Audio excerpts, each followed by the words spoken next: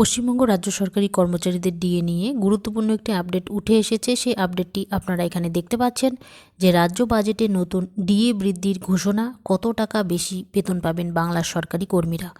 তাই ভিডিওটি কোথাও এক সেকেন্ডও স্কিপ না করে ধৈর্য সহকারে প্রথম থেকে শেষ পর্যন্ত দেখুন। চ্যানেলে প্রথম টাইম হয়ে থাকলে অবশ্যই চ্যানেলটি সাবস্ক্রাইব করে নোটিফিকেশন বেলটি অন করে রাখুন এরকম লেটেস্ট আপডেট ভিডিও সবার আগে পাওয়ার জন্য। তো চলুন আজকের ভিডিওটি শুরু করা যাক। রাজ্য সরকারি কর্মচারীদের জন্য বাজেটে বড় সুখবর শোনালেন অর্থ দপ্তরের স্বাধীন দায়িত্বপ্রাপ্ত মন্ত্রী চন্দ্রিমা ভট্টাচার্য। 4% ডিএ বাড়ছে সরকারি কর্মীদের। এর ফলে হাতে কত টাকা বেশি বেতন পাবেন জেনে নেওয়া যাক। রাজ্য সরকারি কর্মীদের জন্য ফের খুশির খবর, আবারও 4% ডিএ বাড়ছে বাংলার সরকারি কর্মচারীদের। বৃহস্পতিবার বাজেটে এই সুখবর শোনান স্বাধীন দায়িত্বপ্রাপ্ত অর্থমন্ত্রী চন্দ্রিমা ভট্টাচার্য। এর ফলে রাজ্যের সরকারি কর্মীদের ডিএ বেড়ে হল 14%। 2022 সালের মে মাস থেকে এই ডিএ পাওয়ার দাবিদার হবেন রাজ্য সরকারি কর্মীরা।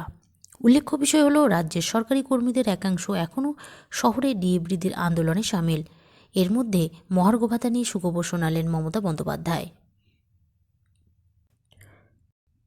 বৃহস্পতিবারের নয়া ঘোষণার পরে রাজ্য সরকারের কর্মচারীদের সঙ্গে কেন্দ্রের সরকারি কর্মচারীদের ডিএর ফারাক কমে হল 32%। আগে এই ফারাক ছিল 36%। বর্তমানে কেন্দ্রীয় সরকারি কর্মচারীদের 46% হারে ডিএ পাচ্ছেন।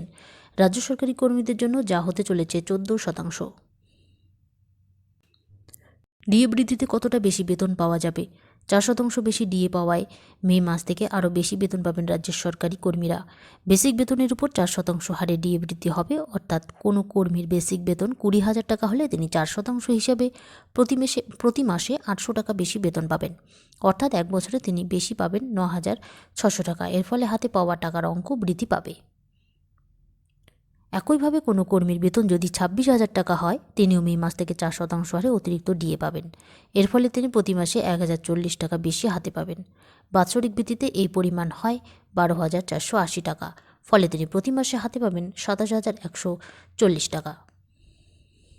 পশ্চিমবঙ্গ রাজ্য সরকারি কর্মচারীদের ডিএ নিয়ে আজকের আপডেটটি এই পর্যন্তই। আপডেটটি যদি আপনাদের ভালো লেগে থাকে অবশ্যই একটি লাইক দিয়ে চ্যানেলটি সাবস্ক্রাইব করে পাশে থাকবেন। ধন্যবাদ।